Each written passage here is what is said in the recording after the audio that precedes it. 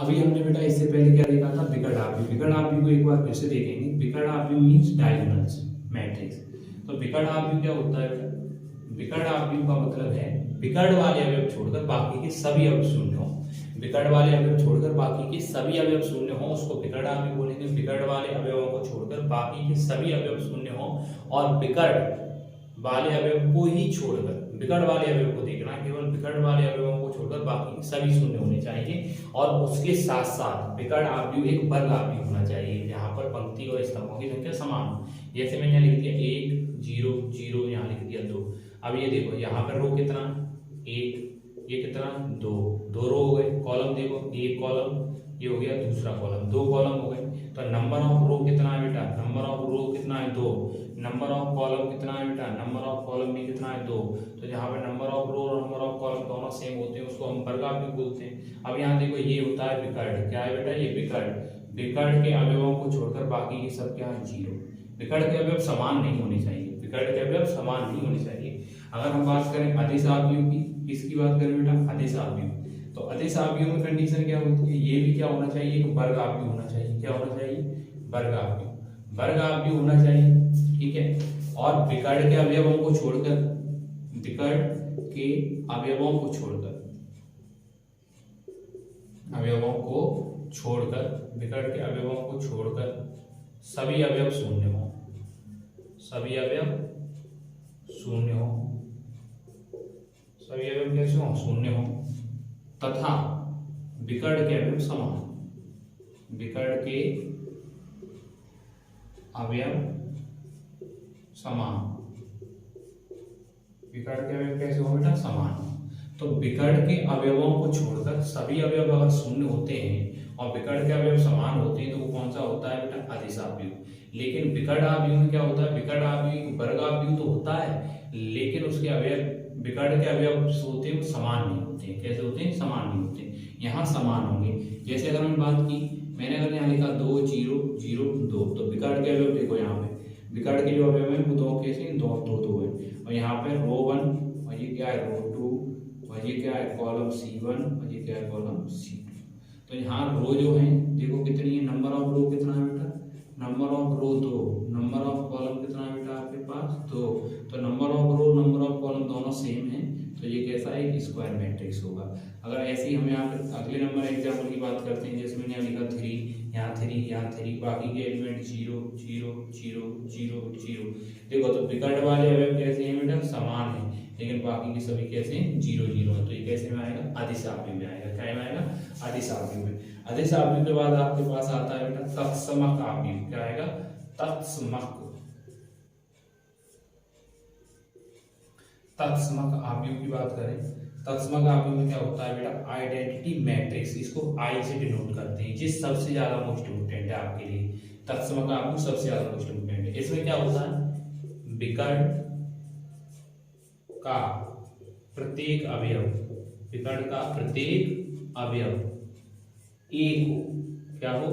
एक हो, तथा सभी शून्य हो, अन्य सभी शून्य हो, अन्य सभी शून्य हो। कैसे हो? अन्य सभी शून्य हो, तो अन्य सभी शून्य होने चाहिए। तो अब जैसे हम 2/2 का तत्समक बनाते हैं, आई निकालते हैं, कितने कितने का बेटा? 2/2 का। तो 2/2 का मतलब क्या है? ये क्या होता है? रो। ये क्या है? रो। ये क्या है? कॉलम। तो कितने रो होने चाहिए? 2 रो होने चाहिए। तो यहाँ हम लिखेंगे 1, और यहाँ पे बेटा दूसरा क्या होना चाहिए? 0। विकर्ण में यहाँ 0 1 होना चाहिए। तो देखो विकर्ण के अवयव क्या होने चाहिए? 1 1। तो विकर्ण के अवयव क्या है? 1 1 है। विकर्ण के अवयव क्या है? 1 1। बाकी के एलिमेंट क्या है? 0। बाकी के एलिमेंट 0, विकर्ण के अवयव 1 1 है, और 2/2 का ये तत्समक हो गया। अब पूछा जाए आई से 3/3 का पूछा जाए, तो 3/3 में पहले विकर्ण क्या होना चाहिए? 1 1 और 1। विकर्ण देखो सबसे पहले 1 1 1, बाकी के 0 0 0 0 0 0 0। तो यहाँ देखो 3/3 का जो आइडेंटिटी मैट्रिक्स है वो क्या बनेगा? 3 गुणा 3 ये होगा बेटा, ये आई का प्रयोग करना पड़ेगा। तो तत्समक आव्यूह में क्या होगा? विकर्ण का प्रत्येक अवयव 1 हो तथा सभी अवयव शून्य हो, उसको तत्समक बोलेंगे। अगला नंबर है शून्य आव्यूह। क्या बेटा अगला नंबर? शून्य आव्यूह। अगर हम शून्य आव्यूह की बात करते हैं तो शून्य आव्यूह क्या होता है? शून्य आव्यूह का प्रत्येक अवयव शून्य होता है। प्रत्येक अवयव कैसा होता है? शून्य। प्रत्येक अवयव शून्य हो। कैसा हो बेटा? प्रत्येक अवयव शून्य हो। इसमें कोई भी एलिमेंट होगा वो सब शून्य हो। जैसे हमने लिखा 0 0 0 0, तो ये क्या है, शून्य आव्यूह है, इसको हम क्या बोलेंगे, शून्य आव्यूह।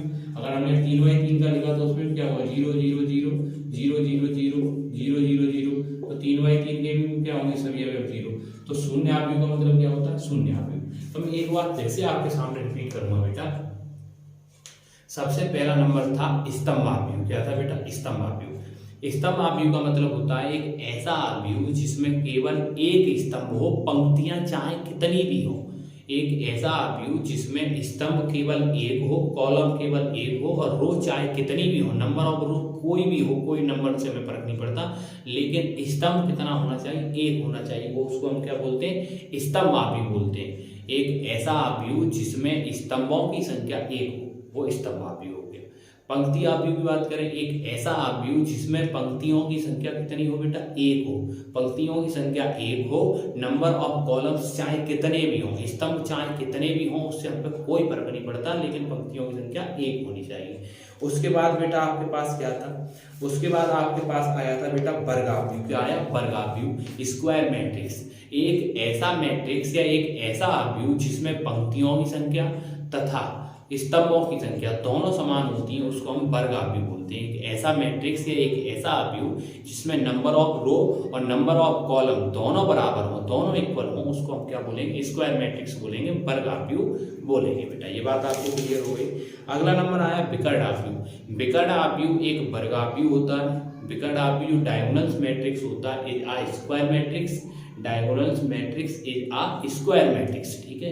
जो डायगोनल्स मैट्रिक्स होता है वो एक स्क्वायर मैट्रिक्स भी होता है, लेकिन एक कंडीशन होती है, इसके जो डायगोनल्स वाले जो एलिमेंट होते हैं वो चाहे कुछ भी हों लेकिन जीरो ना हो, बाकी के अदरवाइज जो भी एलिमेंट होंगे डायगोनल्स को छोड़कर वो सभी जीरो होंगे। वो कैसे होंगे, सभी जीरो होंगे। अगला नंबर है अदिश आव्यूह। अदिश आव्यूह जो स्केलर मैट्रिक्स होता है, scalar matrix is a square matrix. Scalar matrix भी एक स्क्वायर मैट्रिक्स होता है, लेकिन यहाँ पे एक कंडीशन होती है, स्केलर मैट्रिक्स में विकर्ण वाले जो अवयव होते हैं, डायगोनल्स वाले जो एलिमेंट होते हैं वो सभी समान होते हैं, एक जैसे होते हैं। अगर पहला -1 है तो फिर -1 -1 ही होगा। पहला √3 है तो √3 होगा। अगर पहला 2 है तो √2 होंगे। बाकी के सभी क्या होंगे, जीरो होंगे बेटा। ये बात याद रखना, इसको अदिश आव्यूह बोलते हैं। तस्मक आव्यूह क्या होता है, तस्मक आव्यूह भी एक वर्ग आव्यूह होता है, ठीक है। तस्मक आव्यूह भी क्या होता है, एक वर्ग आव्यूह होता है, लेकिन इसके विकर्ण का प्रत्येक अवयव एक एक हो, प्लस एक एक। इसके विकर्ण का प्रत्येक अवयव +1 होना चाहिए, +1 ही होना चाहिए विकर्ण का प्रत्येक अवयव, चाहे 2/2 का आव्यूह हो, चाहे 3/3 का हो, चाहे 4/4 का हो, वो होता है वर्ग आव्यूह है। वर्ग आव्यूह में पंक्ति और जो स्तंभ होते हैं उनकी संख्या समान लेनी पड़ती है। लेकिन दूसरी कंडीशन क्या है, प्रत्येक अवयव एक एक होना चाहिए विकर्ण का प्रत्येक अवयव एक एक, तथा अन्य सभी अवयव शून्य होने चाहिए, अन्य सभी अवयव शून्य होने चाहिए। अगला नंबर है शून्य आव्यूह। तो शून्य आव्यूह का मतलब क्या होता है, जीरो मैट्रिक्स का प्रत्येक अवयव 0 0 होता है, चाहे कितनी पंक्तियां हो, चाहे कितने भी कॉलम हो, सभी 0 0 होंगे, तो उसको हम शून्य आव्यूह बोलेंगे। क्या बोलेंगे, शून्य आव्यूह बोलेंगे बेटा। तो ये हमारे आव्यूह की आइडेंटिटीज हो गई, आव्यूह की परिभाषा हो गई। हम अब कल इसके आगे एक्सरसाइज नंबर 3.1 करेंगे। धन्यवाद।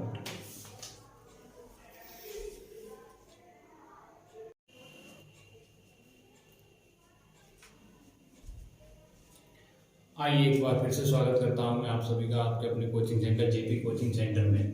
आज हम क्लास 12 का चैप्टर नंबर जो 3 है उसको पढ़ने वाले हैं। चैप्टर नंबर 3 में चैप्टर में पढ़ेंगे क्या बेटा, क्लास 12 का जो चैप्टर नंबर है आपका 3, चैप्टर नंबर 3 का नेम क्या है बेटा, I2। क्या नंबर है इसका, आव्यूह नाम है, और आव्यूह को हम अंग्रेजी में बोलते हैं बेटा मैट्रिक्स। क्या बोलते हैं, मैट्रिक्स। आव्यूह की परिभाषा क्या होती है, आव्यूह जो होता है वो संख्या या फलनों का एक आयताकार क्रम विन्यास होता है।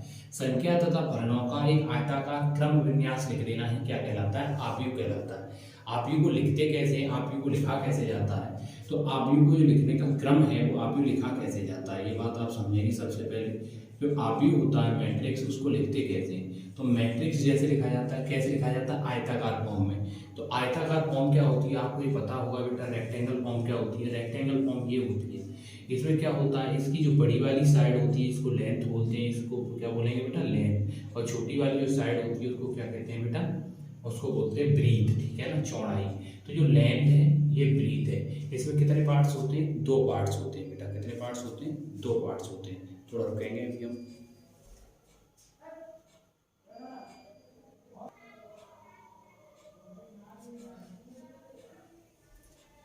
तो आयताकार फॉर्म में क्या बताया बेटा मैंने? आयताकार फॉर्म में आपको ये बताया जो आव्यूह होता है वो संख्याओं तथा फलनों का एक आयताकार क्रम विन्यास होता है। आयताकार क्रम विन्यास का मतलब है, आयताकार क्रम विन्यास ही क्यों बोला गया आयु, जो आव्यूह है आपका मैट्रिक्स, उसको आयताकार क्रम विन्यास क्यों बोला गया, इसका भी कोई ना कोई एक रीजन रहा होगा। इसको क्रम विन्यास इसलिए बोला गया क्योंकि इसमें 2 ही फॉर्म होती हैं, लेंथ और ब्रीथ। यहाँ 2 चीज होती हैं, ऐसे यहाँ पर 2 चीजें होती हैं जिनको हम बोलते हैं बेटा स्तंभ और पंक्ति।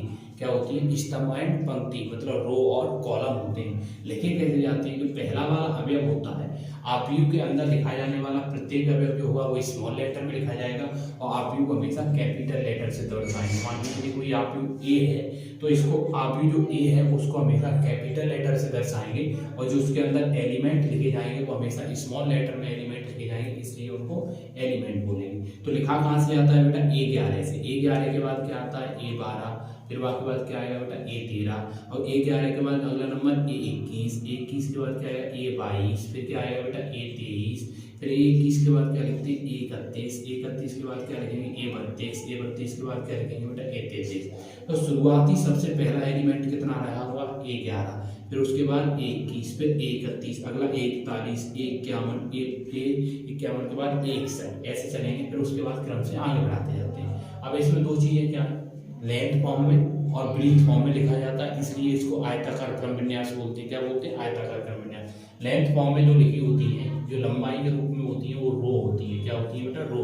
रो का मीन्स होता है पंक्ति। क्या होता है इनका मतलब? पंक्तियां, पंक्ति होती है। तो ये कौन सी पंक्ति हो गई? ये R1, ये कौन सी पंक्ति हो गई बेटा? R2 और ये कौन सी पंक्ति हो गई? R3। तो इसमें कितनी पंक्तियां होंगी? 3 पंक्तियां। पहली पंक्ति, दूसरी पंक्ति और कौन सी पंक्ति है? तीसरी पंक्ति। 3 पंक्ति हो गई। ये हमारे पास 3 पंक्तियां होंगी। अब कॉलम की बात करें तो ये पहला कॉलम जो ऐसे सीधा सीधा देखा ना आपने कहा है, मकान हम जैसे बोलते हैं, जैसे मकान बनाया जाता है बोलते हैं कॉलम भरवा दो। कॉलम का मतलब पिलर जो होते हैं, पिलर लगे होते हैं, उनको स्तंभ बोलते हैं। तो स्तंभ कैसे होता है? बिल्कुल सीधा खड़ा हुआ होता है। तो ये क्या है? कॉलम। तो ये पहला कॉलम हो गया C1, ये दूसरा कॉलम हो गया C2 और ये तीसरा कॉलम हो गया C3। तो ये C1, C2 और ये C3, 3 कॉलम हो गए आपके पास और 3 ही क्या हो गई बेटा आपके पास? पंक्तियां। तो ये कितने K का आव्यूह हो गया? 3/3 का आव्यूह। बात समझ में आया? अगर मैं आपको और सिंपल वे से समझाने की कोशिश करूं तो पहली पंक्ति के अवयव क्या है? आपसे बोला जाए रो 1 के एलिमेंट बता दो। पहली पंक्ति क्या है? रो 1 ही तो है। पंक्ति का मतलब R1 क्या है? एलिमेंट। R1 में कौन कौन से बेटा? A11, फिर क्या आएगा? A12, फिर क्या है बेटा आपके पास? A13। ये हो गए। अगर आपसे बोला जाता C1 कॉलम के अवयव बता दो, C1 कॉलम में कौन कौन है बेटा? A11, फिर क्या है? A21, फिर क्या है आपके पास? A31। तो C1 कॉलम में ये एलिमेंट हो गए, ये R1 में हो गए। अब जैसे C2 के पूछता तो कौन सी होती है? A12, A22, A32 और C3 के पूछता तो A13, A23 और A33 हो जाते हैं। तो इस प्रकार से बोला जाता है। अगला नंबर टॉपिक आपसे क्या पूछा जाएगा? अगला नंबर जो पॉइंट होता है आपसे पूछा क्या जाता है बेटा? इसके बाद आपसे पूछा जाता है ऑर्डर ऑफ मैट्रिक्स। क्या पूछा जाता है? ऑर्डर ऑफ मैट्रिक्स, आव्यूह की कोटि। क्या होती है? आव्यूह की कोटि।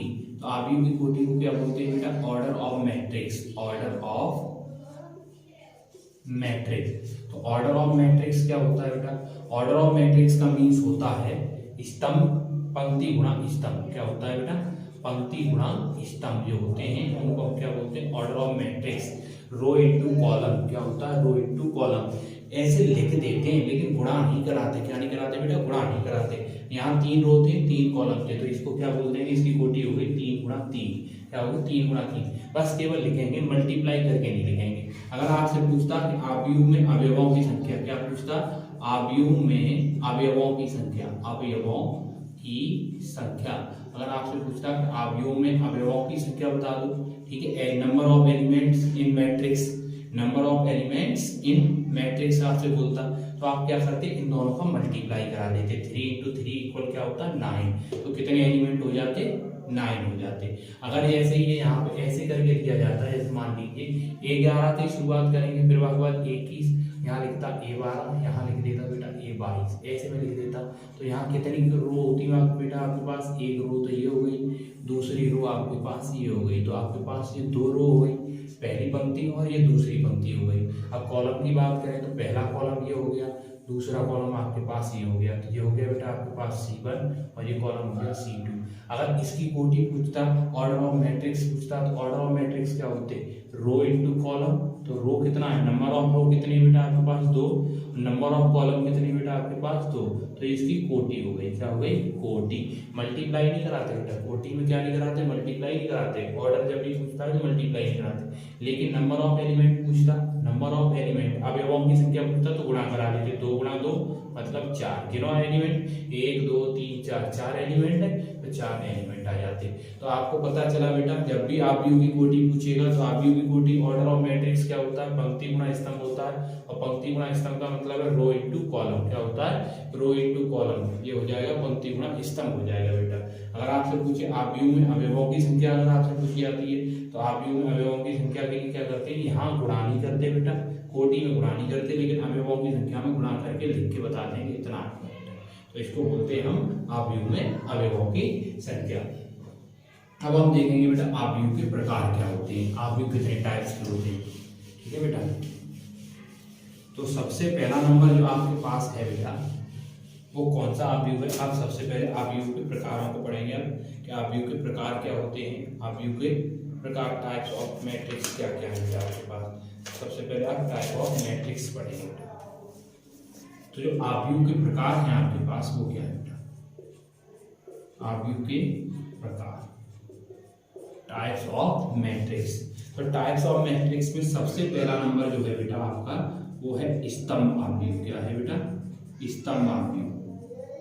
कॉलम मैट्रिक्स क्या है बेटा, कॉलम मैट्रिक्स। अब इसको हम कैसे पता करेंगे कॉलम मैट्रिक्स से, ठीक है, जहां ये ऐसे बोल सकते हैं, जिस आव्यूह में केवल एक स्तंभ हो, क्या हो, केवल एक स्तंभ हो, उसे स्तंभ आव्यूह बोलते हैं। क्या बोलते हैं बेटा, स्तंभ आव्यूह। क्या बोलेंगे उसको बेटा, स्तंभ आव्यूह। ठीक है, जिस आव्यूह में केवल एक स्तंभ होगा उसे क्या बोलेंगे, स्तंभ आव्यूह। जैसे मैंने यहाँ लिख दिया, एक ही स्तंभ बनाना है, जैसे A11 A21 A31, तो यहाँ देखो कॉलम तो एक ही है ना बेटा, कॉलम कितना है, एक, कॉलम केवल एक है, लेकिन पंक्ति की बात करें तो पहली पंक्ति, दूसरी पंक्ति और ये तीसरी पंक्ति। यहाँ रो 3 है लेकिन कॉलम यहाँ पर एक है। तो जहाँ कॉलम एक होगा उसे हम बोलेंगे स्तंभ आव्यूह, और जहाँ रो ज्यादा होंगी वहां पे क्या बोलेंगे बेटा, उसको कोई मतलब नहीं। केवल आपको ये देखना है, जहाँ केवल एक ही कॉलम होगा, जहाँ एक ही स्तंभ होगा, केवल एक ही स्तंभ या एक ही कॉलम होगा, उसको हम स्तंभ आव्यूह बोलेंगे, कॉलम मैट्रिक्स बोलेंगे। दूसरा नंबर बेटा आपके पास क्या है, दूसरा नंबर है आपके पास पंक्ति आव्यूह। दूसरा क्या है बेटा, पंक्ति आव्यूह। तो अगर आपसे पंक्ति आव्यूह की बात की जाती है, पंक्ति आव्यूह को क्या बोलते हैं बेटा, रो मैट्रिक्स। पंक्ति मींस रो, आव्यूह मींस मैट्रिक्स। तो रो मैट्रिक्स की जब भी आपसे बात की जाएगी तो रो मैट्रिक्स क्या होता है, रो मैट्रिक्स का मींस होता है बेटा एक ऐसा आव्यूह जिसमें केवल एक ही रो हो या एक ही पंक्ति हो। एक ऐसा आव्यूह जिसमें केवल एक ही रो हो या एक ही पंक्ति हो। जैसे मैंने यहाँ लिख दिया बेटा A11 A12 और A13। तो अगर बात करें हम इसमें तो कितनी रो है, केवल एक रो है। कितना रो है, एक रो। तो आप याद रखेंगे पंक्ति आव्यूह का मतलब क्या होता है, पंक्ति आव्यूह का मतलब है बेटा कि एक ऐसा आव्यूह जिसमें केवल एक ही पंक्ति हो या केवल एक ही रो हो, उसे क्या बोलेंगे, पंक्ति आव्यूह बोलेंगे। अब कॉलम की बात करें तो ये क्या है, पहला कॉलम। इसकी बात करें तो ये कितना है, दूसरा कॉलम। अगर हम इसकी बात करें तो ये कौन सा है बेटा, तीसरा कॉलम। पहला कॉलम, दूसरा कॉलम, तीसरा कॉलम, तो ये 3 कॉलम। कॉलम से कोई मतलब नहीं। पंक्ति आव्यूह का मतलब केवल अगर एक ही पंक्ति थी तो उसको हम पंक्ति आव्यूह बोलेंगे, रो कॉलम बोलेंगे बेटा। ठीक है, अगला नंबर है आपके पास वर्ग आव्यूह। क्या मतलब है बेटा, वर्ग आव्यूह। तो वर्ग आव्यूह को क्या बोलते हैं बेटा, स्क्वायर मैट्रिक्स। क्या बोलेंगे वर्ग आव्यूह को हम, स्क्वायर मैट्रिक्स। बहुत सिंपल भाषा में बताऊंगा आपको। वर्ग आव्यूह का मतलब क्या होता है, स्क्वायर मैट्रिक्स। स्क्वायर मैट्रिक्स का मतलब क्या है, जहां पर जिस आव्यूह में पंक्ति और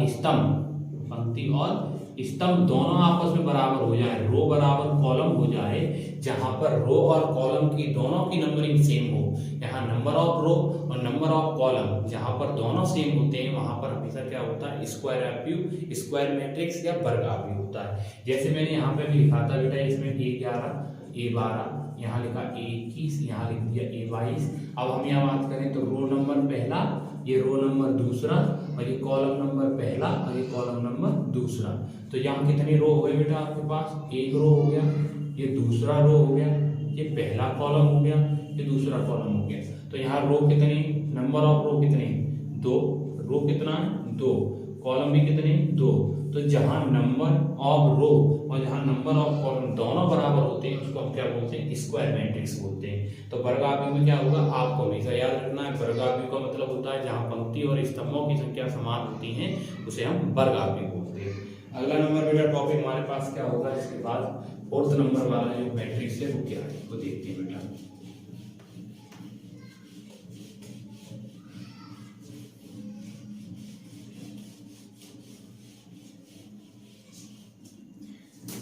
फोर्थ नंबर वाला जो आपके पास है बेटा, 4th नंबर वाले का नाम क्या है, 4th नंबर वाला है विकर्ण आव्यूह, डायगोनल मैट्रिक्स। क्या बोलते हैं इसको, डायगोनल मैट्रिक्स, विकर्ण आव्यूह।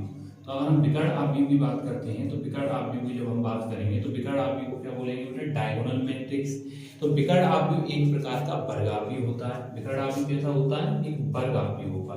विकर्ण आव्यूह होगा कैसा बेटा, एक वर्ग आव्यूह होगा। लेकिन यहाँ एक कंडीशन होती है, विकर्ण आव्यूह हमेशा क्या होता है, वर्ग आव्यूह होता है, लेकिन यहाँ पे एक कंडीशन होती है कि विकर्ण के अवयव छोड़कर, विकर्ण के अवयव छोड़कर सभी अवयव शून्य हो।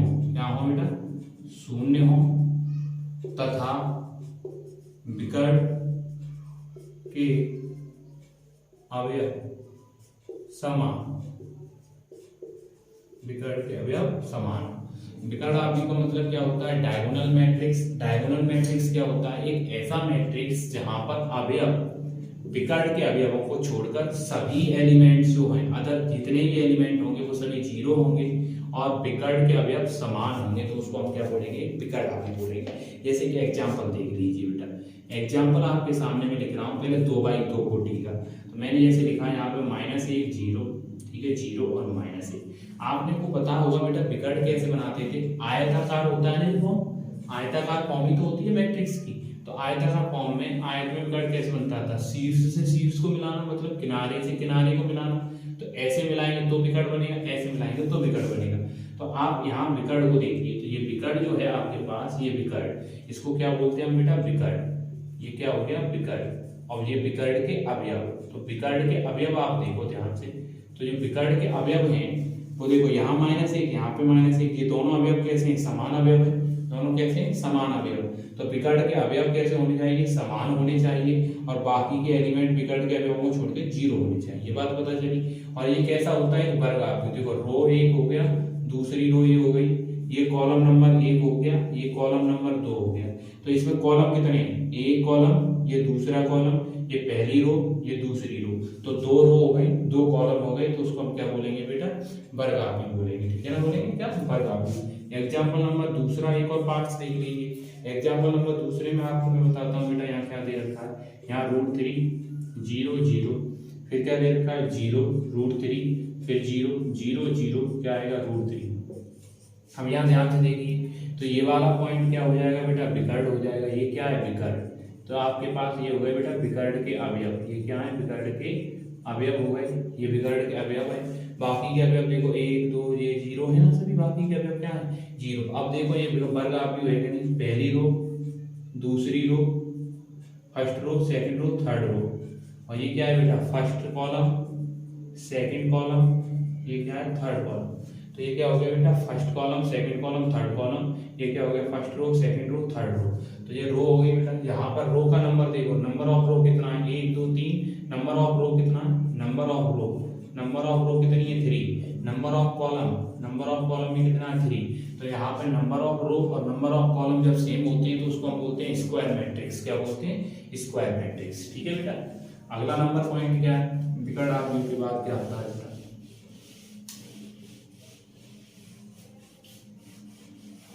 विकर्ण अवयव के बाद बेटा अगला नंबर आपका आता है अदिश अवयव। क्या आएगा बेटा, अदिश अवयव। अगर हम बात करते हैं विकर्ण अवयव तो हमें समझ में आ गया बेटा, विकर्ण अवयव में क्या बताया मैंने, विकर्ण अवयव में डायगोनल्स वाले विकर्णों को छोड़कर, डायगोनल्स वाला जो पोर्शन होता है उसको छोड़कर, उसके अवयवों को छोड़कर बाकी के सभी अवयव क्या होने चाहिए, 0 0 होने चाहिए। और विकर्ण में ये जरूरी नहीं है बेटा समान भी आए, तो यहाँ विकर्ण में कोई सा भी एलिमेंट हो सकता है। लेकिन अगर बात करें अदिश अवयव की बात करें बेटा, अदिश अवयव, अदिश अवयव, अगर हम अदिश अवयव की बात करते हैं बेटा, अगर हम अदिश अवयव की बात करें तो अदिश अवयव में क्या आने वाला है,